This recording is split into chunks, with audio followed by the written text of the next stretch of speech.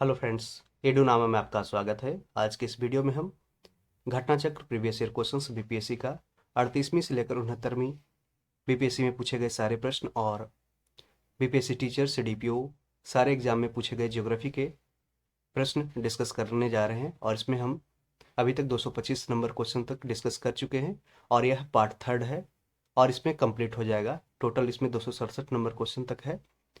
तो कंटिन्यू करते हैं सीरीज को। आपने यदि वीडियो को पहले पार्ट और सेकंड पार्ट को नहीं देखा है तो इसका लिंक डिस्क्रिप्शन में मौजूद है, आप उसे जाकर देख सकते हैं। शुरुआत करते हैं 226 नंबर क्वेश्चन कि भारत में प्रथम कोयला खान कहाँ खोदी गई। तो इसका आंसर रानीगंज हो जाएगा। रानीगंज कहाँ है? पश्चिम बंगाल में। भारत में प्रथम कोयला खान रानीगंज में दामोदर नदी के तट पर खोदी गई। यह खनन कब हुआ? तो 1774 ईस्वी से वाणिज्यिक कोयला खनन के रूप में की गई, यानी कमर्शियल कोयल माइनिंग के रूप में रानीगंज में की गई थी। अभी हाल ही में रानीगंज में मूवी बनी थी, अक्षय कुमार ने इसमें एक्टिंग किया। बहुत ही अच्छी मूवी है, जाकर एक बार जरूर देखें। ठीक है, आगे बढ़ते हैं। कोयला उत्पादन में राज्यवार घटता क्रम कौन सा है? तो इसका आंसर बिहार, मध्य प्रदेश, पश्चिम बंगाल। ये है जो 1999 में क्वेश्चन पूछा गया उस समय के आंसर हो जाएगा ऑप्शन ए। अब बिहार में कोयला उत्पादन ज़्यादा नहीं होता है और ये झारखंड में चला गया है जब से बिहार का बंटवारा झारखंड से हुआ है।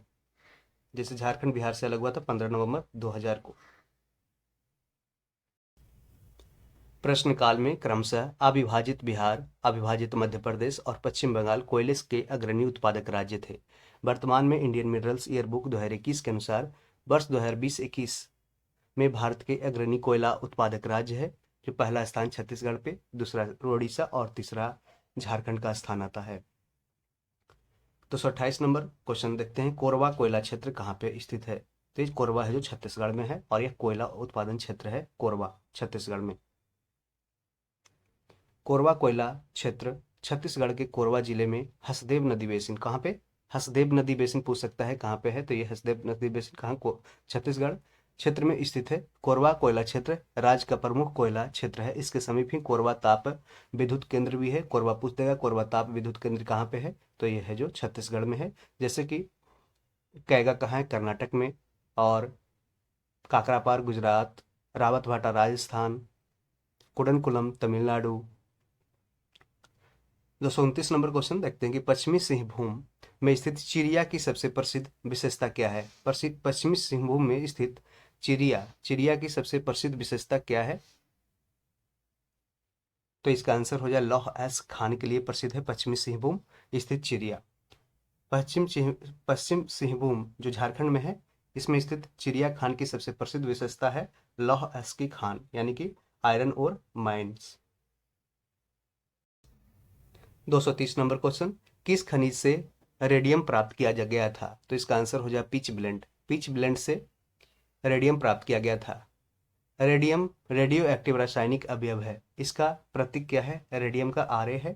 इसे यूरेनियम एस्क पिच ब्लेंड से प्राप्त किया जाता है।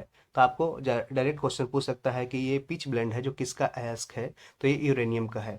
और यूरेनियम का जो खान है मुख्य रूप से जादूगोड़ा जो झारखंड में है, वो यूरेनियम के उत्पादन के से संबंधित है। 231 नंबर क्वेश्चन की ओर बढ़ते हैं। भारत में पहला पन बिजली यानी हाइड्रो पावर स्टेशन शक्ति केंद्र आरंभ हुआ था कहाँ पे? तो शिव समुद्रम कहाँ पे? कर्नाटक में।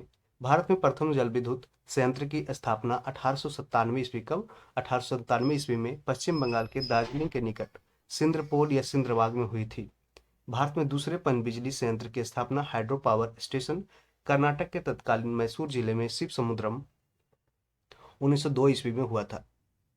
ठीक है, कब? 1902 ईस्वी में हुई। इस संयंत्र का निर्माण कोलार स्वर्ण खदानों में विद्युत की आपूर्ति के उद्देश्य से किया गया। कोलार पूछ देगा कोलार गोल्ड माइंस कहाँ पे है, तो यह जो कर्नाटक में है। और ऑप्शन में क्वेश्चन में क्या पूछा था कि भारत में पहला पन बिजली यानी कि हाइड्रो पावर स्टेशन शक्ति केंद्र आरंभ हुआ था कहाँ पे? देखिए ऑप्शन में दिया है कि प्रथम जल विद्युत संयंत्र, ठीक है, की स्थापना 1897 में पश्चिम बंगाल के दार्जिलिंग के निकट सिंद्रपोग या सिंद्रबाग में हुई थी। और भारत में दूसरे पनबिजली संयंत्र की स्थापना हाइड्रो पावर स्टेशन की स्थापना कर्नाटक के तत्कालीन मैसूर जिले में शिव समुद्रम में कब हुआ था? 1902 में। तो अगर ऑप्शन में यहाँ पे देख सकते हैं कि यहाँ पे सिंद्रपोल या सिंद्रबाग ऑप्शन में नहीं है, तो ऑप्शन डी इसका सही हो जाएगा, शिव समुद्रम।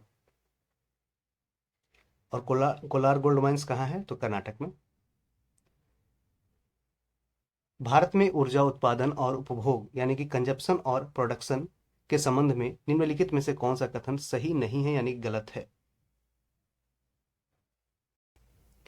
तो इसका पहला ऑप्शन है कि गत दशक में यानी पिछले दशक में भारत में ऊर्जा उत्पादन में हर्षमान प्रवृत्ति लक्षित हुई है। हर्षमान प्रवृत्ति यानी कि ऊर्जा उत्पादन में कमी आई है। ये भी स्टेटमेंट है जो ये सही स्टेटमेंट है और ये पूछा गया 2005 का क्वेश्चन है तो उस अकॉर्डिंग ऑप्शन दिया गया था।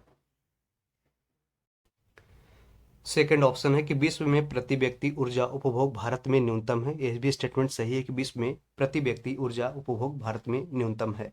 भारत में उत्पादित कुल व्यावसायिक ऊर्जा में गैर पारंपरिक ऊर्जा स्रोतों का योगदान 1% से कम है।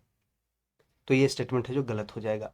भारत में ऊर्जा का उपभोग करने वाला प्रमुखतम क्षेत्र क्या है? प्रमुखतम क्षेत्र उद्योग है। भारत में ऊर्जा का उपभोग करने वाला प्रमुखतम क्षेत्र क्या है? इंडस्ट्री है, उद्योग है। स्टेटमेंट सही है, ऑप्शन सी गलत है। भारत में उत्पादित कुल व्यावसायिक ऊर्जा में गैर पारंपरिक ऊर्जा स्रोतों का यानी कि जो नॉन ट्रेडिशनल एनर्जी सोर्स है उसका योगदान कितना है? तो 1% से अधिक है। अतः कथन सी हो जाए, गलत हो जाएगा। 31 मई 2023 विंड, सोलर यानी पवन, सोलर सौर ऊर्जा, लघु हाइड्रो पावर और अन्य नवीनीकृत ऊर्जा स्रोतों जिसे बड़े हाइड्रो पावर को छोड़ करके उसका कुल स्थापित क्षमता में योगदान कितना है? 30.2%। कितना? 30.2%। भारत में कतिपय लौह इस्पात संयंत्र पश्चिमी तट से होकर आयोजित किए गए हैं। इस उद्योग की ऐसी अवस्थिति का प्रमुख कारण क्या है? तो पश्चिम तटीय क्षेत्र में अधिकाधिक नाभिकीय ऊर्जा जनन, गोवा और मध्य प्रदेश के कुछ भागों में उत्तम श्रेणी के लौह अयस्क निक्षेपों का मिलना तथा इस क्षेत्र से इस्पात निर्यात की तुलनात्मक सुविधा। तो कह रहा है कि भारत में कतिपय लौह इस्पात संयंत्र पश्चिमी तट से होकर आयोजित किए गए हैं। इस उद्योग की ऐसी अवस्थिति का प्रमुख कारण क्या है? तो इसका प्रमुख कारण यही है कि गोवा और मध्य प्रदेश के कुछ भागों में उत्तम श्रेणी के लौह अयस्क निक्षेपों का मिलना तथा इस क्षेत्र से इस्पात निर्यात की तुलनात्मक सुविधा मौजूद होना। ऑप्शन बी सही हो जाएगा। तो गोवा और मध्य प्रदेश में स्थित उत्तम श्रेणी के लौह अयस्क निक्षेप यानी कि डिपोजिट्स की निकटता के साथ ही इस्पात निर्यात यानी कि जो स्टील का एक्सपोर्ट है उसके लिए बंदरगाहों की उपस्थिति तथा विनिर्माण यानी मैन्युफैक्चरिंग हेतु उसी क्षेत्र में लौह की खपत, लौह का आयरन ओर का कंजप्शन, पश्चिमी तट के निकट लौह संयंत्रों यानी कि आयरन माइंस की स्थापना का मुख्य कारण है। लौह संयंत्र की जो आयरन और इंडस्ट्री का स्थापना का मुख्य कारण है। भारत में कुल कितने राष्ट्रीय राजमार्ग है, कितने नेशनल हाईवे हैं और उनकी कुल लंबाई तकरीबन कितनी है? ऐसे क्वेश्चन पूछे जाते हैं। तो इसका आंसर हो जाएगा। और ये देखिए क्वेश्चन है जो 92-93 का क्वेश्चन है तो इसको अपडेट कर लिए। उस समय है तो 64 और 40,000 किलोमीटर उस समय क्वेश्चन जो पूछा गया था 1992-93 उस समय का आंसर हो जाएगा ऑप्शन डी। लेकिन अभी के वर्तमान में देख लेते हैं। देखिए करा प्रश्न अनुसार वर्ष 2001-2 में राष्ट्रीय राजमार्गों की संख्या 64 और लंबाई 40,000 किलोमीटर थी। 31 मार्च 2019 की स्थिति के अनुसार भारत में कुल 599 राष्ट्रीय राजमार्ग है, नेशनल हाईवेज हैं। और वार्षिक रिपोर्ट 2022-23 के अनुसार देश में राष्ट्रीय राजमार्ग यानी नेशनल हाईवेज की कुल लंबाई कितना हो गया है? तो 1,44,955 किलोमीटर है। 1,44,955 किलोमीटर, इसको ध्यान रखें। ठीक है। भारत में सबसे पहले रेल मार्ग तैयार कब हुआ था? तो इसका आंसर 1853 ईस्वी में हो जाएगा। आपने पढ़ा होगा कि लॉर्ड डलहौजी के समय है जो भारत में पहली बार रेल चलाई गई थी और वो कितने चली थी? तो 34 किलोमीटर चलाई गई थी। ठीक है, बॉम्बे टू थाने। भारत में लॉर्ड डलहौजी के काल में सर्वप्रथम रेल मार्ग 1853 ईस्वी में बनकर तैयार हुआ, जिस पर 16 अप्रैल 1853 को मुंबई यानी कि जो अभी तत्कालीन उस समय के बॉम्बे था उसे मुंबई से थाने के बीच पहली ट्रेन चलाई गई। यह ट्रेन मुंबई के बोरीबंदर स्टेशन से 14 सवारी डिब्बों में 400 मेहमान यात्रियों को लेकर के 34 किलोमीटर यानी कि 21 मील की दूरी तय करके थाने स्टेशन पर पहुंची थी। तो इसको याद रख सकते हैं, आपने पढ़ा भी हो कई जगह। बड़ी लाइन की दो पटरियों के बीच की दूरी कितनी होती है? तो यह जो 5.5 फीट होती है। बड़े लाइन यानी कि ब्रॉड गेज की दो पटरियों के बीच की दूरी कितनी होती है? तो 5.5 फीट होता है। और जब रेल मंत्री लालू यादव थे उस समय शाहरुख खान एक इवेंट में ये क्वेश्चन लालू यादव से पूछे थे। ठीक है। रेल मार्ग चौड़ाई को पटरियों के मध्य दूरी की दृष्टि से 3 भागों में विभाजन किया गया है। पहला है मीटर गेज, यानी कि दोनों पटरियों के बीच 1 मीटर की दूरी होती है। कितनी? 1 मीटर की दूरी। और ये दूरी क्यों होती है कि देखिए आयरन का ये बना होता है, आयरन स्टील का, और ये है जो गर्मियों में सिकुड़ के इसे एक दूसरे को सटने लगते हैं, जिस कारण से है जो दुर्घटना की संभावना बढ़ जाती है। इसलिए इसको है जो दूर रखा जाता है और बीच में है जो पत्थर इसे डाला जाता है। तो जानते हैं कि रेल मार्ग चौड़ाइयों को पटरियों के मध्य दूरी की दृष्टि से 3 भागों में विभाजित किया गया है। पहला मीटर गेज, दोनों पटरियों के बीच मध्य 1 मीटर की दूरी होती है। चौड़ी या बड़ी लाइन, दोनों पटरियों के बीच कितना होता है? 1.676 मीटर या 1676 मिलीमीटर या 5.5 फीट की दूरी होती है। छोटी लाइन में क्या होता है कि पटरियों के बीच 762 मिलीमीटर या 610 मिलीमीटर की दूरी होती है।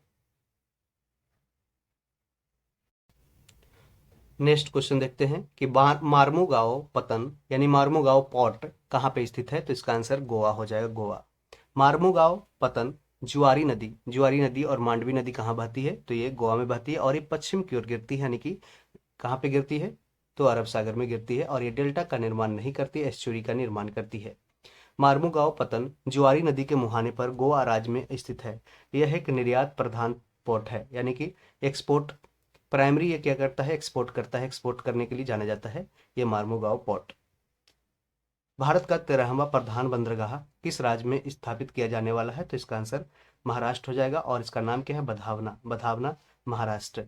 और यह देखिए बीपीएससी पीटी में क्वेश्चन अभी हाल ही में पूछा था, 66 पीटी में, करंट अफेयर का उस समय का क्वेश्चन था। और भारत में टोटल अभी वर्तमान में 13 प्रमुख बंदरगाह है, ठीक है, जिसमें तूतीकोरिन ये सब का आता है। और जानते हैं नहावा सहावा, ये सब सारे जो बंदरगाह हैं, टोटल 13 प्रमुख बंदरगाह हैं। भारत के 13वें प्रधान बंदरगाह को महाराष्ट्र राज्य में स्थापित किए जाने का निर्णय केंद्रीय मंत्रिमंडल ने 5 फरवरी 2020 को लिया है। यह बंदरगाह महाराष्ट्र में दहानू के निकट, कहाँ पे? महाराष्ट्र में। यह बंदरगाह महाराष्ट्र में दहानू, महाराष्ट्र राज्य में दहानू के निकट बधावन में स्थापित किया जाएगा। इस परियोजना की अनुमानित लागत कितना है? तो 65,544.54 करोड़ रुपये होगी। आप जानते हैं सागरमाला योजना किससे संबंधित है? तो सागरमाला योजना के तहत है जो पोर्ट का विकास करना, यानी कि जो बंदरगाह है उसका डेवलपमेंट करना है, ये सागरमाला योजना के तहत। और भारतमाला क्या है? तो भारतमाला योजना के तहत है जो भारत में जितने सड़क है उसका है जो निर्माण करना, उसकी मरम्मत करना, वो है जो भारतमाला योजना के अंतर्गत आता है। तो भारतमाला और सागरमाला योजना को आप हमेशा याद रखें। सुल्तानपुर बर्ड सेंचुरी स्थित कहाँ पे है? तो ये देखिए गुड़गांव में स्थित है, हरियाणा में। सुल्तानपुर राष्ट्रीय उद्यान, पूर्व नाम इसका नाम था सुल्तान पक्षी अभयारण्य, यह हरियाणा के गुड़गांव या गुरुग्राम जिले में स्थित है। आपसे यही पूछ देगा क्वेश्चन कि सुखना झील कहाँ पे है? बीपीएससी पीटी में क्वेश्चन पूछा भी गया है कि सुखना झील कहाँ पे है? तो ये चंडीगढ़ में, इसका आंसर हो जाए चंडीगढ़। सुल्तानपुर बर्ड सेंचुरी स्थित है कहाँ? तो ये गुड़गांव में। पूछा गया था क्वेश्चन हाल ही में अभी बीपीएससी पीटी में कि जो भारत में जो अभी हाल ही में किसने कौन सा झील में इंडियन एयरफोर्स ने है जो अपना है जो एक मार्च किया था ऊपर मतलब कि एक मार्च किया था हेलीकॉप्टर या एरोप्लेन से, जिस तरीके से वो अपना रॉकेट से किया था, सॉरी, एक ऐसा ही कुछ इवेंट हुआ था सुखना झील में। इसको बस याद रखें, सुखना झील कहाँ है? चंडीगढ़ में, इंडियन एयरफोर्स के द्वारा यही क्वेश्चन पूछा गया था। एग्जैक्ट क्वेश्चन याद नहीं आ रहा है। 240 नंबर क्वेश्चन की ओर बढ़ते हैं। अंटार्कटिका में भारत के तृतीय शोध केंद्र का नाम क्या है? तो इसका आंसर हो जाएगा भारती, हो जाएगा भारती। दक्षिण गंगोत्री अंटार्कटिका में भारत का पहला अनुसंधान केंद्र है। इसकी स्थापना कब हुई थी? 1983-84 में। भारत ने अपने दूसरे अनुसंधान केंद्र मैत्री की स्थापना 1988-89 में किया। अंटार्कटिका में भारत का तृतीय अनुसंधान केंद्र भारती है। भारती की स्थापना 2012 में की गई है, तो इसको याद रख सकते हैं। तो दक्षिण पूछ सकता है डायरेक्ट कि दक्षिण गंगोत्री, मैत्री या भारती, ये तीनों है जो अनुसंधान, भारत का अनुसंधान केंद्र है, कहाँ पे है? अंटार्कटिक क्षेत्र में है कि आर्कटिक क्षेत्र में है? तो इसका आंसर अंटार्कटिका क्षेत्र हो जाएगा। अंटार्कटिका जो बर्फ से घिरी रहती है, जिस कारण इसको व्हाइट कंटिनेंट कहा जाता है, श्वेत महाद्वीप। निम्नलिखित में से किस क्षेत्र में प्रवाल भित्ति नहीं पाई जाती, यानी कोरल रीफ नहीं पाई जाती है? तो इसका आंसर हो जाएगा कैम्बे की खाड़ी, यानी कि गल्फ ऑफ खंबात। मन्नार की खाड़ी में पाई जाती है, इसमें नहीं पाई जाती है। मन्नार की खाड़ी में पाई जाती है, कच्छ की खाड़ी में पाई जाती है, रन ऑफ कच्छ में, लक्षद्वीप और मिनिकॉय आइलैंड में भी पाई जाती है परवाल भित्ति। आप जानते हैं परवाल भित्ति से ही लक्षद्वीप का निर्माण हुआ है।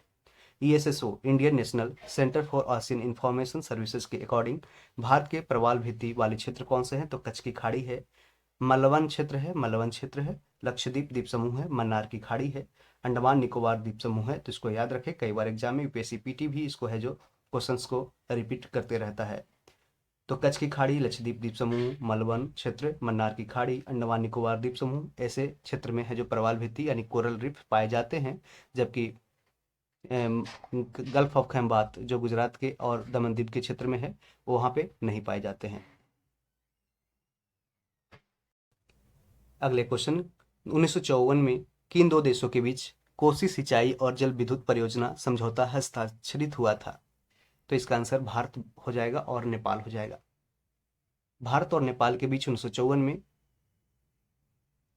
कोसी सिंचाई, क्या तो कोसी सिंचाई और जल विद्युत परियोजना समझौता हस्ताक्षरित हुआ था कब? 1954 में। भारत और नेपाल के बीच गंडक परियोजना पर वर्ष 1959 में हस्ताक्षर हुआ था। गंडक परियोजना पर कब? 1959 में। और कोसी सिंचाई परियोजना पे ये 1954 में। आर एल सिंह के वर्गीकरण स्कीम के अनुसार बिहार किस प्रकार के जलवायु प्रदेश में आता है? तो इसका आंसर है उप आर्द्र संक्रमणकालीन, उप आर्द्र सम संक्रमणकालीन क्षेत्र में आता है। तो आर एल सिंह के अकॉर्डिंग, किसके अनुसार? आर एल सिंह के वर्गीकरण स्कीम के अकॉर्डिंग बिहार किस प्रकार के जलवायु प्रदेश में आता है? क्लाइमेट जोन में आता है। तो ये उपाद्र संक्रमणकालीन। आर एल सिंह के वर्गीकरण स्कीम के अकॉर्डिंग बिहार उप आर्द्रन यानी कि उप आर्द्र संक्रमणकालीन उपाद्र समशीतोष्ण प्रकार के जलवायु प्रदेश में आता है। यहाँ पे नहीं तो जैसे कि थोड़ा सा सूखा होता है, थोड़ा सा गर्म होता है, थोड़ा सा ठंडा, इस तरीके से प्रकार के जलवायु प्रदेश में आता है। आर एल सिंह ने वर्ष 1971 में अपने जलवायु प्रभावों को प्रस्तुत किया। उन्होंने सबसे गर्म और सबसे ठंडे महीनों के तापमान स्थितियों और औसत वार्षिक वर्षा के आधार पर देश को 10 जलवायु प्रभागों में विभाजित किया। आपसे नेक्स्ट क्वेश्चन ऐसा पूछ सकता है कि आर एल सिंह ने ठीक है सबसे गर्म और सबसे ठंडे महीनों के तापमान स्थितियों और औसत वार्षिक वर्षा के आधार पर देश को कितने जलवायु प्रभागों में विभाजित किया है? तो इसका आंसर 10 हो जाएगा, 10। अगला क्वेश्चन है मिलान करने के लिए है, ठीक है। तो चार कहाँ है? तो ये डेल्टा क्षेत्र में आता है चार। कंकर, ये बांगर क्षेत्र से बिलोंग करता है, बांगर से कंकर, बांगर में कंकर कंकर मिलता है। कॉयल, ये तटीय मैदान कायल कहलाता है, तटीय मैदान। मांड है जो पंजाब का मैदान कहलाता है, मांड पंजाब का मैदान। कायल तटीय मैदान, कंकर बांगर। चार डेल्टा, इसको याद रखें, इससे संबंधित है। निम्नलिखित में से कौन सी सहायक नदी ब्रह्मपुत्र से उत्तर दिशा से नहीं मिलती है? तो इसका आंसर हो जाएगा ऑप्शन डी, उपर्युक्त में से एक से अधिक। कह रहा है कि निम्नलिखित में से कौन सी सहायक नदी है जो ब्रह्मपुत्र से उत्तर दिशा से नहीं मिलती, यानी कि उत्तर दिशा से आकर के ब्रह्मपुत्र में नहीं मिलती है। तो इसका आंसर इसमें से हो जाएगा एक से अधिक। कि ब्रह्मपुत्र नदी हिमालय के उत्तर में तिब्बत के पठार पर स्थित मानसरोवर झील के पास से निकलती है और हिमालय के साथ साथ पूरब की ओर बहती है। हिमालय के साथ साथ पूरब की ओर बहती है, यानी कि जैसे ऐसे ऐसे करके बहते रहती है। भारत में प्रवेश करने के बाद इसका अपवाह पूर्व से पश्चिम की ओर होता है। भारत में जब ये प्रवेश करता है तो इसका अपवाह क्या होता है? पूरब से पश्चिम, यानी कि इस तरीके से है जो बहने लगता है, पूरब से पश्चिम की ओर बहने लगता है। ब्रह्मपुत्र से उत्तर दिशा से मिलने वाली सहायक नदियां कौन से? उत्तर दिशा से, ठीक है, जैसे इसे बह रहा है तो उत्तर दिशा से मिलने वाली नदियां कौन सी है? ठीक है, तो इसका आंसर सुबनसिरी हो जाएगा, मानस हो जाएगा, बुरोई हो जाएगा, बेकी हो जाएगा। ये सारी नदियां हैं जो उत्तर दिशा से आकर के मिलती है, किसमें? तो ये ब्रह्मपुत्र में मिलती है। आयोग ने इस प्रश्न का उत्तर ई माना था, जबकि इसका सही उत्तर विकल्प ऑप्शन डी होगा। देख लेते हैं कि ऑप्शन डी में क्या है। ऑप्शन डी में एक से अधिक हो जाएगा, सही बात है। ये देखिए कह रहा है कि कौन सी नदी, सहायक नदी ब्रह्मपुत्र की उत्तर दिशा से नहीं मिलती है, तो इसका देखिए मानस नहीं मिलती है, बेलसिरी नहीं मिलती है, तो एक से अधिक नहीं मिलती है, जबकि सुबनसिरी है जो उत्तर से मिलती है। और देखिए 9th-10th एग्जाम 26 अगस्त 2023 को ही बीपीएससी टीचर वाला में पूछा गया था। देख सकते हैं, इसका एक्सप्लेनेशन पढ़ लीजिए एक बार और। 246 नंबर क्वेश्चन की ओर बढ़ते हैं। भारत का स्थल आकृतिक मानचित्र किस संगठन द्वारा बनाया जाता है? तो इसका आंसर भारतीय सर्वेक्षण हो जाएगा, सर्वे ऑफ इंडिया के द्वारा। और इसका हेडक्वार्टर कहाँ है? तो देहरादून में है। भारतीय सर्वेक्षण विभाग द्वारा भारत के स्थल आकृतिक मानचित्र बनाए जाते हैं। यह विज्ञान और प्रौद्योगिकी विभाग के अंतर्गत यानी साइंस और टेक्नोलॉजी डिपार्टमेंट के अंतर्गत कार्य करता है। भारतीय सर्वेक्षण विभाग का मुख्यालय कहाँ है? तो देहरादून में। कहाँ? उत्तराखंड की राजधानी देहरादून में है। निम्नलिखित में से कौन सी एक फलीदार फसल है? फलीदार फसल इसमें से कौन सी है? तो इसका आंसर हो जाएगा ऑप्शन ए, दलहन हो जाएगा, दलहन। प्रश्नगत विकल्पों में से दलहन की फसलें फलीदार होती है। दलहन के अंतर्गत प्रमुख रूप से चना, मटर, अरहर, मूंग, उड़द, मसूर, बाकला आदि फसलें आती है। दलहनी फसलें प्रोटीन की अच्छी स्रोत होती है, और ये भी क्वेश्चन पूछा गया है कि कौन सी ऐसी फसलें होती है जो प्रोटीन की सबसे अच्छी स्रोत होती है? तो दलहनी फसलें। ये देखिए, बीपीएससी टीचर में 9th to 10th 8 दिसंबर 2023 को एग्जाम में क्वेश्चन पूछा जाता है, और यही question same to same question अभी दरोगा मेंस 1275 पोस्ट को जो एग्जाम हुआ था मेंस का, उसमें एक सेम क्वेश्चन रिपीट किया गया है। तो आप देख सकते हैं प्रीवियस ईयर क्वेश्चंस का कितना इंपॉर्टेंस है, और हर एक दूसरे एग्जाम में है जो यहाँ से क्वेश्चन इधर इधर से उधर घुमाते रहता है क्वेश्चन। देख सकते हैं कि निम्नलिखित में से कौन से चरम स्थान पूर्व पश्चिमी गलियारे से जुड़े हैं, यानी कि किसका? तो ईस्ट वेस्ट कॉरिडोर जो कनेक्ट करती है उससे कौन कौन शहर जुड़ा हुआ है? तो इसका आंसर सिलचर और पोरबंदर हो जाएगा। सिलचर और पोरबंदर। सिलचर कहाँ? आसाम में, और पोरबंदर गुजरात में। इससे जुड़ा हुआ है ईस्ट वेस्ट कॉरिडोर से। पूर्व पश्चिम गलियारा सिलचर असम तथा पोरबंदर गुजरात को जोड़ता है। उत्तर दक्षिण गलियारा जो नॉर्थ वेस्ट कॉरिडोर होता है वो श्रीनगर को कन्याकुमारी से जोड़ता है। पूर्व पश्चिमी गलियारा तथा उत्तर दक्षिणी गलियारा आपस में जो सॉरी पूर्वी पश्चिमी गलियारा तथा उत्तर दक्षिणी गलियारा स्वर्ण चतुर्भुज योजना के अंतर्गत निर्मित किए जा गए हैं, यानी गोल्डन क्वाड्रिलेटरल योजना के अंतर्गत किए गए हैं। इसमें नेशनल हाईवे को डेवलप करना है, और एक जो चार जो प्रमुख महानगर है जैसे दिल्ली, कलकत्ता, चेन्नई, मुंबई, इसको चारों को कनेक्ट करना है गोल्डन क्वाड्रिलेटरल योजना के अंतर्गत। अगले क्वेश्चन कि भारतवर्ष में वनस्पति और जीवों की कितनी प्रजाति पाई जाती है? तो ये देखिए, अभी बीपीएससी टीचर में पूछा गया क्वेश्चन 9 to 10th में है। तो कितना है? तो 81,000 प्रजाति जीवों की एवं 47,000 प्रजाति वनस्पति की पाई जाती है भारतवर्ष में।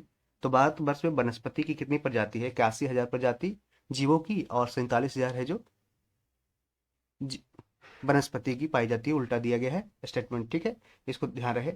जीवों का यहाँ है और 81,000, और 47,000 क्या है? तो वनस्पति का है।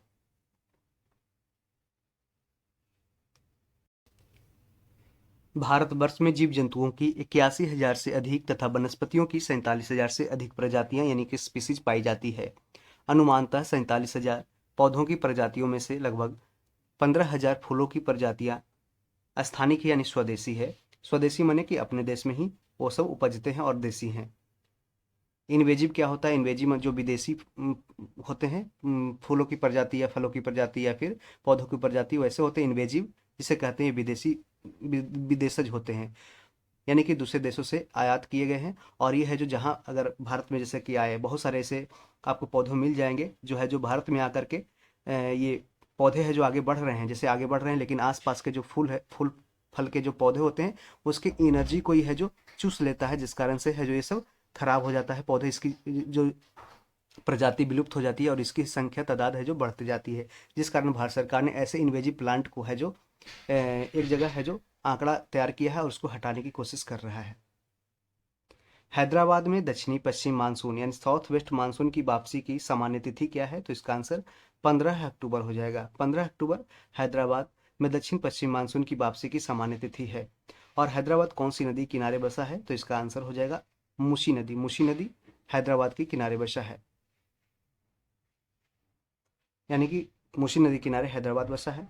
भारतीय मौसम विभाग द्वारा जारी मानसून पूर्व अनुमान आने व लौटने की तिथियों में कुछ बदलाव किया गया है।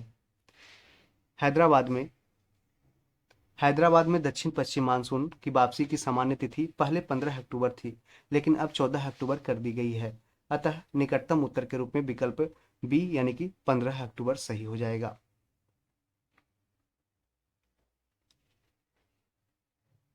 निम्नलिखित में से किस राज्य में नगरीकरण सर्वाधिक है, यानी कि अर्बेनाइजेशन सबसे अधिक है? तो इसका आंसर गोवा हो जाएगा, गोवा। 2011 जनगणना के अनुसार भारत का नगरीकृत राज्य कौन सा है? तो गोवा है। अतः विकल्प ए है जो सही हो जाएगा। अगला क्वेश्चन है 252 नंबर। मालनाड क्षेत्र का संबंध निम्नलिखित में से भारत के किस पठार से है? तो इसका आंसर हो जाएगा कर्नाटक का पठार, कर्नाटक का पठार। मालनाड क्षेत्र का संबंध दक्षिण भारत साउथ इंडिया में कर्नाटक के पठार से संबंधित है। यह पश्चिमी घाट यानी वेस्टर्न घाट के पश्चिमी और पूर्वी ढलानों को कवर करता है। इसे कर्नाटक का चेरापूंजी कहा जाता है। तो कर्नाटक का चेरापूंजी पूछ सकता है किसको कहा जाता है? तो मालनाड क्षेत्र को। और यहीं पे कर्नाटक में ही है क्या? तो यहाँ पे कुद्रेमुख पर्वत है, कुद्रेमुख पर्वत है जो है, जो क्या है? पठार है। और यही क्वेश्चन पूछा भी गया था। और आयरन और माइंस भी है, लौह अयस्क खान है जो कुद्रेमुख पठार है। और यहाँ पे याद रख सकते हैं कि यहाँ पे कोलार गोल्ड माइंस भी है जो सोना के उत्पादन करता है कर्नाटक में।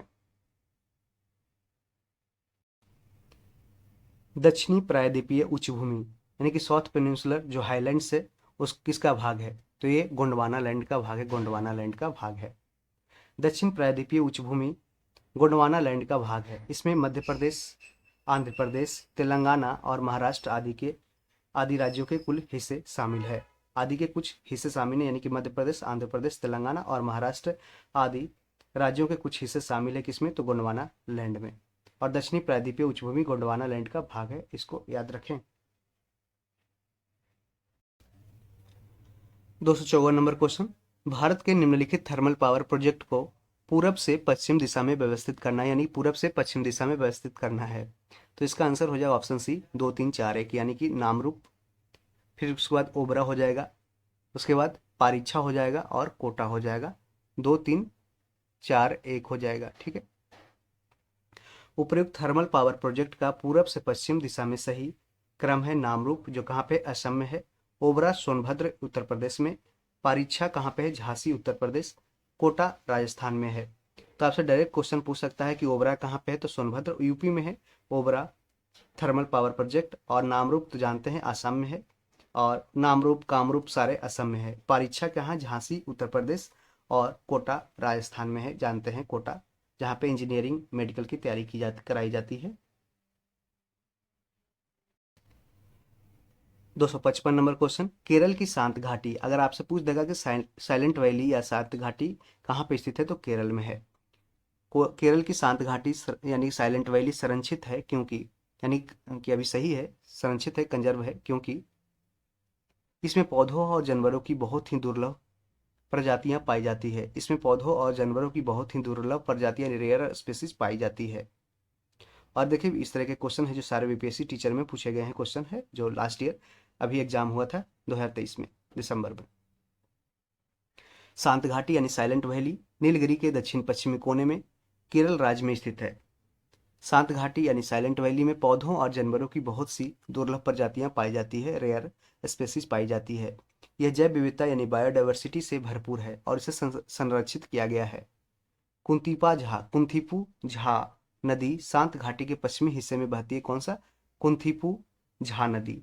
आपसे पूछ सकता है क्वेश्चन कि कुंथीपू झा नदी है जो कहाँ बहती है? तो शांत घाटी में बहती है। शांत घाटी केरल में बहती है, शांत घाटी के पश्चिमी हिस्से में बहती है। यह भारत के पूझा नदी की सहायक नदी है। तो पूझा नदी की सहायक नदी कौन सी है? कुथीपा झा नदी। पूझा नदी जानते हैं, ये केरल में बहती है। अगला क्वेश्चन है 256 नंबर क्वेश्चन। भारत का कौन सा राज्य मोटा अनाज का सबसे बड़ा उत्पादक राज्य है? तो इसका आंसर राजस्थान हो जाएगा, राजस्थान। भारत विश्व में मोटे अनाज यानी मिलेट का सबसे बड़ा उत्पादक राज्य है, मोटे अनाज मिलेट्स का। भारत में शीर्ष मोटे अनाज के उत्पादक राज्य कर्नाटक, राजस्थान और महाराष्ट्र है। आपसे क्वेश्चन इस तरीके से पूछ सकता है कि भारत विश्व में मोटे अनाज का कौन सा स्थान रखता है? तो सबसे बड़ा है जो उत्पादक राज्य पहला स्थान रखता है उत्पादन में। और भारत में शीर्ष मोटे अनाज के उत्पादक राज्य कौन सा है? तो कर्नाटक है। ऑप्शन में कर्नाटक नहीं था, इस कारण से यहाँ पे है जो दे दिया गया, कर्नाटक, फिर राजस्थान और महाराष्ट्र हो जाएगा। तो भारत में शीर्ष मोटे अनाज के उत्पादक राज्य कौन है? कर्नाटक, राजस्थान और महाराष्ट्र हो जाएगा। और कर्नाटक है जो कॉफ़ी प्रोडक्शन के लिए फेमस है। वहाँ के बाद चिकमंगलूर या बाबू बुदान हिल्स जो कर्नाटक के है वह है जो फेमस है। कॉफ़ी बोर्ड है जो कहाँ पे है? कर्नाटक के बेंगलुरु में ही है स्थित। और इसरो का हेडक्वार्टर भी है जो बेंगलुरु में है। भारत का सबसे शुष्क स्थान क्या है? तो इसका आंसर जैसलमेर हो जाएगा। सबसे ड्राई जो प्लेस है वो जैसलमेर है, राजस्थान में। और ये देखिए स्कूल टीचर, हेडमास्टर सारे हैं जो बीपीएससी टीचर या फिर स्कूल टीचर, हेडमास्टर ऐसे एग्जाम में पूछे गए क्वेश्चन है। राजस्थान में स्थित जैसलमेर भारत का सबसे शुष्क स्थान है। यह स्थल थार रेगिस्तान में स्थित है। कहाँ पे? थार रेगिस्तान कहाँ है? तो ये राजस्थान में। यहाँ औसतन वर्षा लगभग कितना होता है? तो 210 मिलीमीटर होता है। जैसलमेर राजस्थान का बड़ा क्षेत्रफल वाला जिला है। और सबसे भारत में सबसे बड़ा क्षेत्रफल वाला राज्य कौन सा है? तो राजस्थान है पहला स्थान। क्षेत्रफल में सबसे ज्यादा राजस्थान का क्षेत्रफल आता है। और जैसलमेर है जो राजस्थान का सबसे बड़ा क्षेत्रफल वाला जिला है। नेक्स्ट क्वेश्चन, निम्नलिखित में से कौन सी जायद फसल है? आप जानते हैं कि रबी फसल होता है एक, खरीफ फसल और एक जायद फसल होता है। धान है जो, इसे याद रख सकते हैं, धान है जो खरीफ फसल है। गेहूं रबी फसल है। धान क्या है? रबी। धान है जो खरीफ फसल, गेहूं रबी फसल। और तरबूज, जैसे तरबूज, ककड़ी, खीरा, जो दोनों के सीजन के बीच में होता है ना, जो गर्मी अभी जैसे आने वाला है अप्रैल मई जून, इसके बीच में क्या होता है कि अप्रैल मई के बीच में यह सब जायद फसल का निर्माण किया जाता है, मतलब कि उत्पादन किया जाता है। जैसे ककड़ी, खीरा, आप जानते हैं तरबूज, खरबूज आपको ज़्यादा से ज़्यादा देखने को मिलेगा, क्योंकि गर्मी में है जो आपको है जो ज़्यादा से ज़्यादा पानी की आवश्यकता होती है, जिस कारण से तरबूज में, वाटरमेलन में बहुत ज़्यादा अमाउंट में पानी रहता है। और यदि आप इसको देखते होंगे गर्मी में, आपको याद आ गया होगा कि गर्मी में तरबूज पापा लाते हैं, उसको काट के खिलाते हैं। ठीक है, इसका आंसर तरबूज हो जाएगा।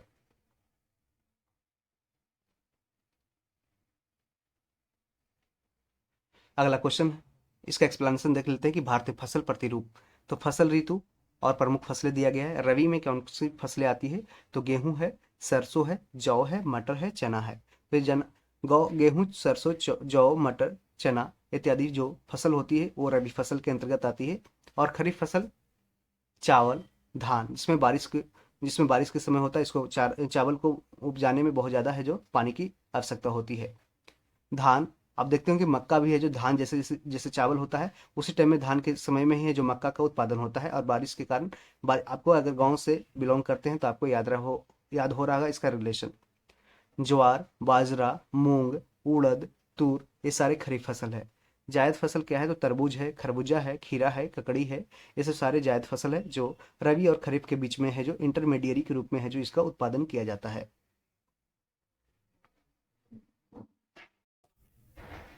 मगध और अंग के मैदान निम्नलिखित में से किसके हिस्सा है?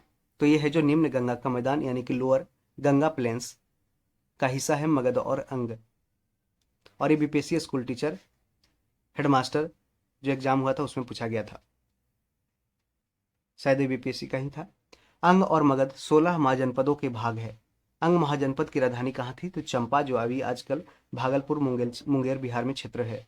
यह वर्तमान बिहार के मुंगेर और भागलपुर जिलों के अंतर्गत आता था।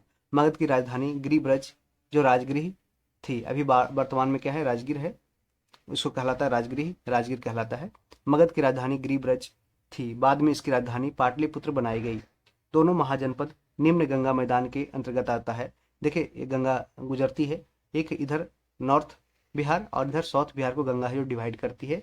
नॉर्थ बिहार है जो मुख्य रूप से है जो गंगा नदी के तट पे, यानी कि इसके आसपास बहती है। और साउथ जो बिहार है वो है जो गंगा नदी से दूर बहती है, जिसमें सिर्फ पटना शहर है, पटना आसपास क्षेत्र है जो इस क्षेत्र में आता है साउथ बिहार के। और साउथ बिहार के जो मगध क्षेत्र है वो जो गंगा वहां से क्रॉस नहीं करती है। 260 नंबर क्वेश्चन, हिमालयी भूरा भालू, एशियाई जंगली भैंसे, रेगिस्तानी लोमड़ी यानी कि जो डेजर्ट फॉक्स, एशियाई जंगली भैंसे यानी कि एशियन वाइल्ड बफेलो, हिमालयी भूरा भालू, हिमालयन ग्रेव बियर, ये सब सारे है जो किसके उदाहरण हैं? तो ये दुर्लभ प्रजाति के उदाहरण हैं, दुर्लभ प्रजाति के। International union for conservation of nature, ये आईयूसीएन का फुल फॉर्म होता है। ठीक है। International union for conservation of nature and natural resources, IUCN का फुल फॉर्म होता है। IUCN ने हिमालयी भूरी भालू, एशियाई जंगली भैंसे, रेगिस्तानी लोमड़ी को दुर्लभ प्रजाति के अंतर्गत श्रेणीबद्ध किया है। ठीक है। निम्नलिखित में से कौन सा कथन सही दिया गया है? पेट्रोलियम भंडार अरावली पहाड़ियों में पाए जाते हैं। धारावार चट्टान संरचना में प्राकृतिक गैस पाई जाती है। ऑप्शन कंप्लीट देखते हैं। तो यहाँ पे देख रहे हैं पेट्रोलियम भंडार अरावली पहाड़ियों में पाए जाते हैं, ऐसा नहीं है। ठीक है, ये गलत हो जाएगा। देखिए पेट्रोलियम में मुख्य रूप से क्या होता है, चट्टान होते हैं, जैसे कि मेटामॉर्फिक रॉक होता है, इग्नियस रॉक अग्नि चट्टान होता है, और फिर सेडिमेंट्री रॉक होता है। तो जो भी आप सादीय चट्टान यानी कि सेडिमेंट्री रॉक जो लेयर लेयर बनाता है, इसी में है जो पेट्रोल नेचुरल गैस का निर्माण होता है। बाकी मेटामॉर्फिक तो है जो हाई टेम्परेचर हाई प्रेशर को आग्नेय चट्टान या फिर सेडिमेंट्री रॉक को हाई टेम्परेचर हाई प्रेशर पे बना करके उसको है जो अलग अलग तरह के है जो उसका बनाया जाता है पत्थर। ठीक है। लेकिन बोल रहे हैं कि जो प्राकृतिक जो अवसादीय चट्टान है वो वहाँ से ही पेट्रोलियम और प्राकृतिक गैस ये सब है जो निकलता है। तो इसका है जो अरावली पहाड़ियों ऐसा नहीं है, आइए आग्नेय चट्टान से बना हुआ था, इस कारण से यहाँ से पेट्रोलियम भंडार यहाँ पे नहीं मिलता है। धारवाड़ चट्टान संरचना में प्राकृतिक गैस पाई जाती है, इसमें भी यहाँ से नहीं पाई जाती है, धारवाड़ चट्टान से भी नहीं पाई जाती है। अभ्रक कोडरमा में पाया जाता है।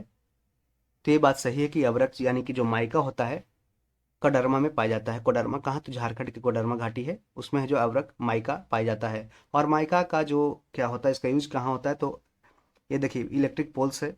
इलेक्ट्रिक पोल से इस यहाँ पे देखते हैं वायर जाते रहता है, तो यहाँ पे देखते होंगे एक चिकनी मिट्टी टाइप का बना होता है, और यहीं से जो है बिजली है जो गुजारता है, उसी के तार पे बिजली गुजरता है, और यहाँ से है जो करंट इसमें पास नहीं होता है, क्योंकि माइका है जो एक बैड कंडक्टर होता है करंट का।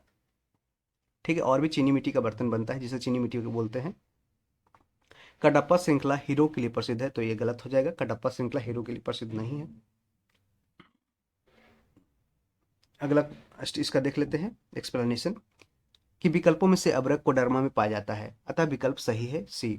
भारत में पेट्रोलियम के भंडार अरावली पहाड़ियों में नहीं बल्कि ब्रह्मपुत्र घाटी, गुजरात तट, यहाँ पे देख सकते हैं पेट्रोलियम के भंडार कहाँ मिलता है, तो ब्रह्मपुत्र घाटी में, गुजरात तट में, पश्चिमी अपतटीय क्षेत्र और पूर्वी अपतटीय क्षेत्र में पाए जाते हैं। अब जानते हैं जो मुंबई के हाई बेसिन है वहाँ पे नेचुरल गैस भी पाया जाता है। धारवाड़ चट्टानें प्राकृतिक गैस के लिए नहीं बल्कि धात्विक खनिजों जैसे कि सोना, मैंगनीज, लोहा, तांबा, टंगस्टन, क्रोमियम, जस्ता के लिए प्रसिद्ध है। कौन सा, तो ये धारवाड़। धारवाड़ चट्टानें किसके लिए प्रसिद्ध है, इसको याद रखें, ये प्राकृतिक गैस के लिए प्रसिद्ध नहीं है, ये है जो धात्विक खनिज यानी कि मेटेलिक मिनरल्स और सोना, मैंगनीज, लोहा, तांबा, टंगस्टन, क्रोमियम, जस्ता के लिए प्रसिद्ध है। प्राकृतिक गैसें अधिकांशतः खनिज तेल के साथ मिलती है यानी कि मिनरल ऑयल के साथ मिलती है। भारत में प्राकृतिक गैस के शीर्ष उत्पादक क्षेत्रों में अब तटीय असम कह रहा है, भारत में प्राकृतिक गैस के शीर्ष उत्पादक क्षेत्रों में अब तटीय असम है, गुजरात है, राजस्थान है, इसके क्षेत्र शामिल है। तो उम्मीद करते हैं कि यह वीडियो आपको बहुत ही अच्छा लग रहा होगा और सारे फैक्ट्स आपको एग्जाम में जो पूछे जाते हैं रिपीट किए जाते हैं, और यहाँ से आगे क्वेश्चन देखने को मिलेगा आपके अगले एग्जाम में। तो उम्मीद करते हैं दोस्तों को आप ज़रूर शेयर करेंगे और अपने चैनल में आए हैं तो सब्सक्राइब इसे ज़रूर कर लें, क्योंकि ऐसे ही कंटेंट आपको हम प्रोवाइड करते आएंगे आगे के समय में भी। ठीक है। तो 262 नंबर क्वेश्चन हम देखते हैं कि बिहार की भौगोलिक संरचना चट्टानी प्रणालियों से बनी है, चट्टानी प्रणालियों का उनके विवरण से मिलान करना है। तो डायरेक्ट हम आंसर देख लेते हैं। एक्सप्लेनेशन, बिहार की भौगोलिक संरचना चट्टानी प्रणालियों से बनी है, चट्टानी प्रणालियों का उनके विवरण से सही सुमिलन दिया गया है। धारवाड़ चट्टान प्रणाली सबसे पुराने आर्कियन रॉक सिस्टम का हिस्सा है। धारवाड़ चट्टान प्रणाली सबसे पुराने आर्कियन रॉक सिस्टम का हिस्सा है, धारवाड़ चट्टान प्रणाली। उसके बाद विंध्यन आता है।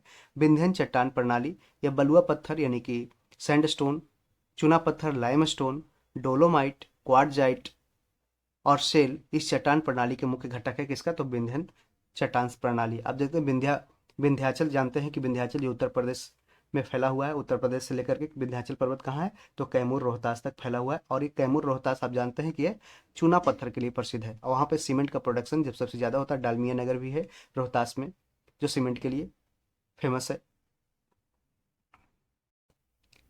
क्वाटरनरी चट्टान प्रणाली। क्वाटरनरी चट्टान प्रणाली हिमालयी और प्रायद्वीपीय नदियों द्वारा मिट्टी आदि के तीव्र जमाव से निर्मित किया गया है क्वाटरनरी चट्टान प्रणाली।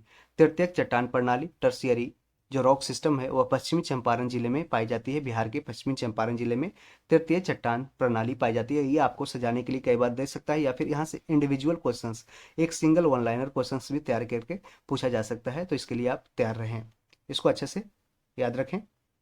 263 नंबर क्वेश्चन की ओर बढ़ते हैं।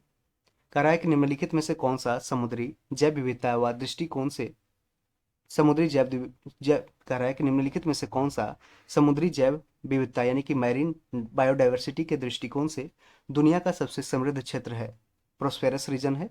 तो जिसमें ज्वारन अधमुख यानी कि एस्चुरी का निर्माण करती है, एस्चुअरी।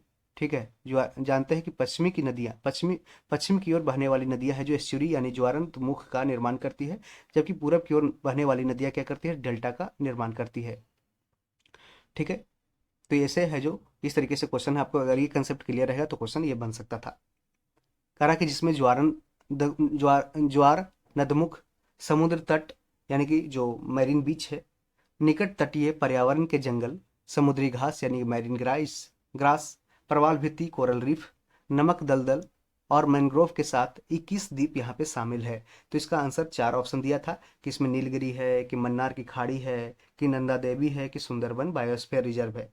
तो सुंदरबन इसमें अगर आपका कंसेप्ट क्लियर है कि ब्रह्मपुत्र नदी और गंगा नदी, मेघना नदी, ये सब मिल करके है जो सुंदरबन डेल्टा का निर्माण करती है। यहाँ पे डेल्टा का निर्माण करती है कौन, देख सकते हैं कि सुंदरबन डेल्टा का निर्माण होता है। तो यहाँ पे एस्चुरी तो होगा नहीं, एस्चुरी पूछा है तो एस्चुरी सुंदरबन में नहीं होता है, ये पश्चिम की ओर बहने वाली नदियों में होता है। ये ऑप्शन कट गया।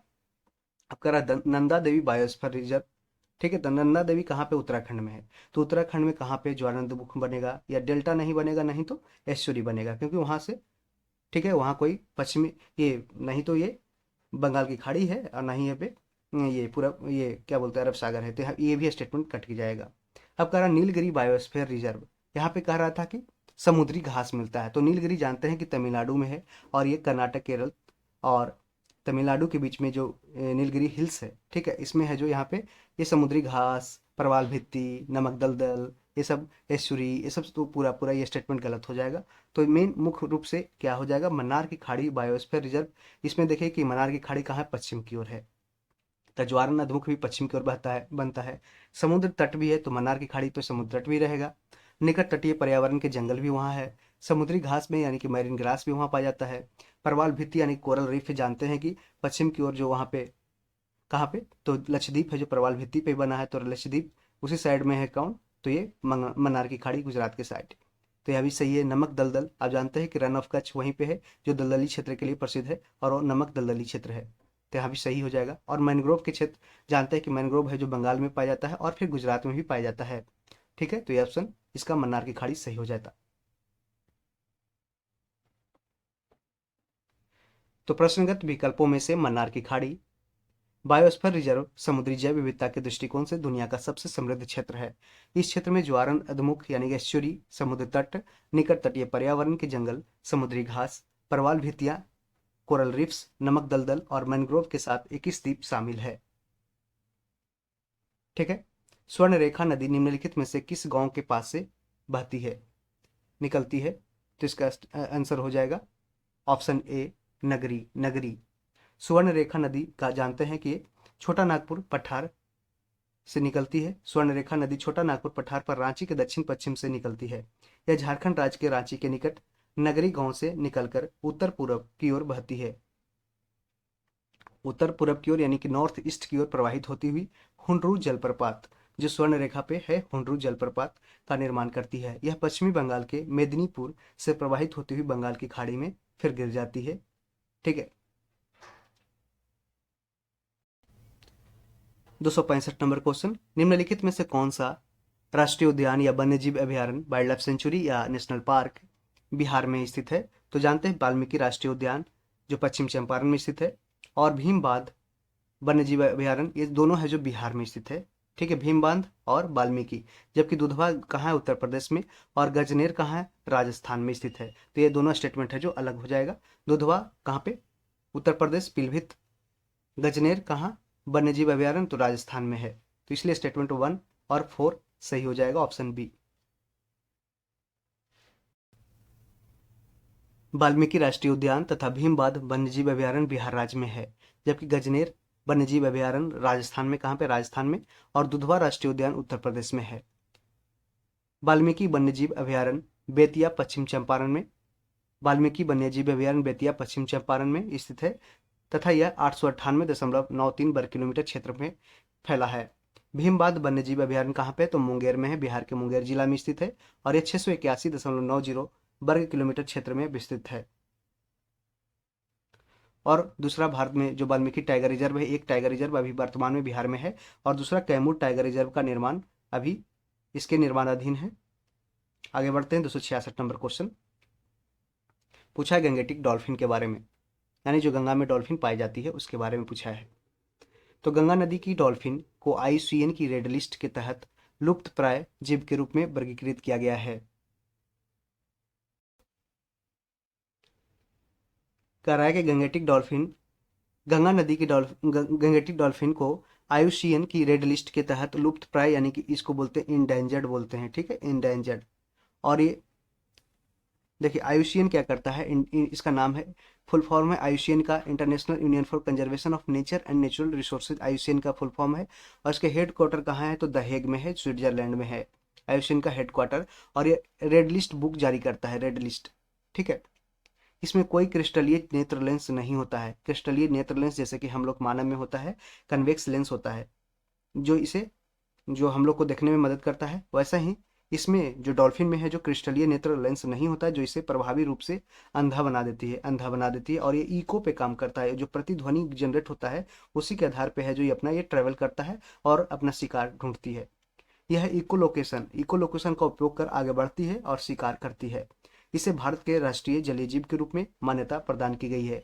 और ये जो है, जो डॉल्फिन है, जो आप देखते हैं उसके माथा पे है जो एक बड़ा सा है, जैसे ऐसे इस तरीके का स्पॉट बना रहेगा और ये है जो छिद्र है जो खुलता है बंद होता है। और एक मैमल्स ही होता है, एक स्तनधारी है डॉल्फिन, अंडा देने वाली नहीं है, सब मछलियां की तरह एक स्तनधारी होती है। और ये स्तनधारी है जो गलफड़ा से सांस नहीं लेती, जो हम जो जैसे ये गलफड़ा से और भी मछलियां लेती है, लेकिन ये गलफड़ा से नहीं लेती है। क्या, मैमल स्तनधारी होता है जो फेफड़ा से लेता है, लंग से लेता है। और यही कारण है कि ये बहुत देर तक है जो पानी के अंदर नहीं रहता है और कुछ समय के बाद आप देखते होंगे कि पानी के नीचे ऊपर आता है, ऊपर पानी के ऊपर आता है और उसका जो ये स्पॉट है माथा पे लगा रहता है, ये खुलता है। ऐसे ही ब्लू जो व्हेल मछली होते हैं उसमें भी होता है और ये ऊपर होता है और ये सूं सूं करके ऐसे करके सांस लेता है, सूं सूं करके सांस लेकर के एक बार बंद हो जाता है। एक बार में ही सांस बहुत ही, जैसे ऊँट कैसे होता है कि पानी बहुत ही ज़्यादा पी लेता है, इकट्ठा कर लेता है, जिस कारण से वो बहुत दिनों तक वो अपना कंजर्व कर लेता है वाटर को और रेगिस्तान क्षेत्र में है जो चलता है। वैसा ही है जो ये सांस को है जो एक बार में खींच लेता है, उसके बाद नीचे जा करके,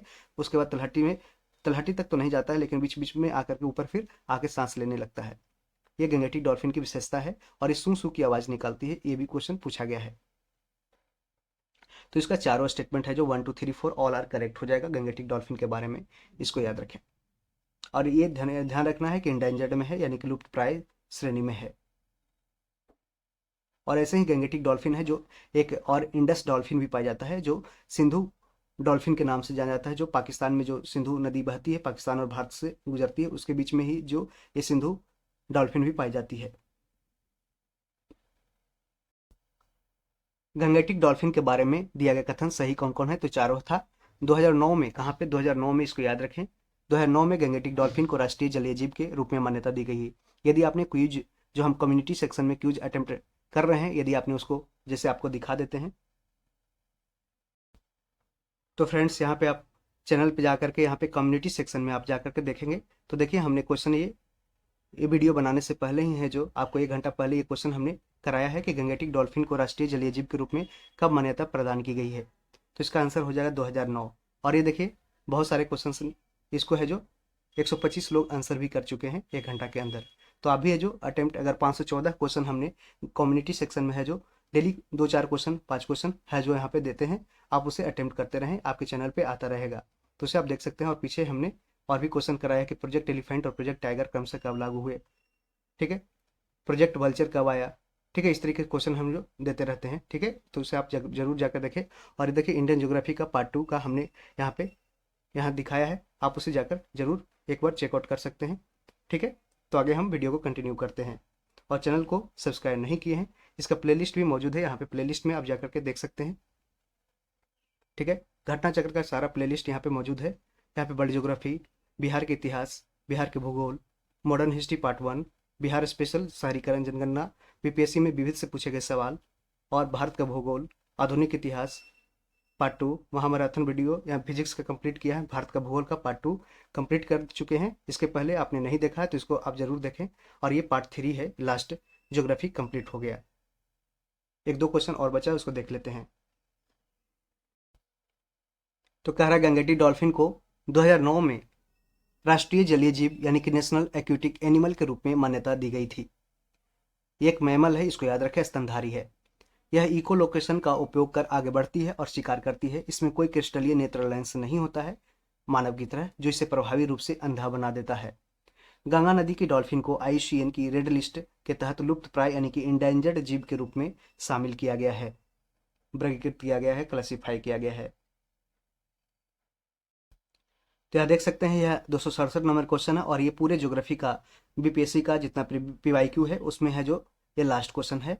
गंडक नदी का दूसरा नाम क्या है? तो इसका आंसर हो जाएगा नारायणी, हो जाएगा नारायणी। विकल्पों में से गंडक नदी का दूसरा नाम नारायणी है, ठीक है, और इसे सदानीरा भी कहते हैं। इसका एक अन्य नाम क्या है? तो सालग्रामी है, सालग्रामी है। और गंडक को सदानीरा भी कहा जाता है। गंडक नदी नेपाल हिमालय के अन्नपूर्णा पर्वत और धौलागिरी श्रेणी के समीप से निकलती है और पटना के पहलेजा घाट, कहाँ पे? पटना के पहलेजा घाट के निकट गंगा नदी में मिल जाती है। गंगा नदी की 7 मुख्य सहायिका नदी कौन सी है? तो त्रिशूली है, बूढ़ी गंडक है, सेती है, दरौंदी है, मादी है, काली गंडक है और मसिया गढ़ी है, मसिया गढ़ी। तो इस तरीके से याद रख सकते हैं गंगा नदी की सहायक नदियां। गंडक नदी की 7 मुख्य सहायक नदियां कौन सी है? तो त्रिशूली है, बूढ़ी गंडक है, सेती है, दरौंदी है, मादी है, काली गंडक है और मसिया गढ़ी है।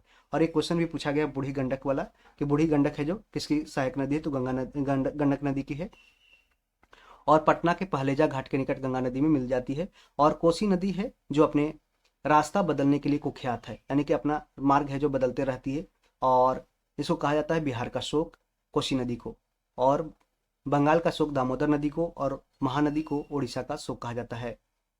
कोसी कहाँ गंगा में मिलती है? तो कोसी है जो कटिहार के कुर्सेला में, कहाँ? कटिहार के कुर्सेला में है जो बिहार में प्रवेश करती है और फिर गंगा में मिलती है। तो फ्रेंड्स, इस तरीके से हमने पूरे ज्योग्राफी का 3 पार्ट में, पार्ट 1, 2, 3 में कंप्लीट कर लिया है। यदि आपके पास ये वीडियो पहुंच रहा है पार्ट 3 के रूप में, तो आप निश्चित रूप से जाकर के पार्ट 1 और पार्ट 2 को भी देखें। आपका पूरा कंसेप्ट ज्योग्राफी का जितना पीवाईक्यू पूछा गया है वो सारे प्रीवियस ईयर क्वेश्चंस आपके कंप्लीट हो जाएंगे और आप एग्जाम में ज्योग्राफी से पूछे जाने वाले सवाल को अच्छे रूप से समझ पाएंगे किस तरह से क्वेश्चन डिजाइन किया गया है। और उसी के बेसिस पे आपका है जो एग्जाम में क्वेश्चन पूछा जाएगा, उसी के अकॉर्डिंग एक्सप्लेनेशन से कई क्वेश्चंस बनाए जाएंगे। तो उम्मीद करते हैं कि यह वीडियो आपको काफ़ी अच्छा लगा होगा और आप भी और भी अन्य वीडियो का हमने जैसे प्लेलिस्ट दिखाया उसे आप जाकर एक बार सर्च कर जरूर करें और अपने दोस्तों में ज़रूर इसे शेयर करें जो भी एग्ज़ाम की तैयारी कर रहे हैं, चाहे वो बीपीएससी पीटी का हो या फिर बीपीएससी टीचर का या फिर अन्य जो आने वाला एग्ज़ाम है जैसे कि बिहार एसएससी हो गया या बिहार दरोगा का एग्ज़ाम होने वाला है, उसके लिए जो तैयारी कर रहे हैं उनको भी ज़रूर ये वीडियो भेजें। बस एक सहयोग कर दे, यही आपका आपसे उम्मीद रहेगा कि आप है जो उन्हें वीडियो को शेयर कर दे। और चैनल पे आए हैं तो सब्सक्राइब जरूर करें, क्योंकि अनसब्सक्राइबर ज़्यादा लोग देखते हैं, सब्सक्राइब नहीं करते हैं, तो ये बहुत अच्छी बात नहीं है। प्लीज़ हमें सपोर्ट करें। Thank you, all the best.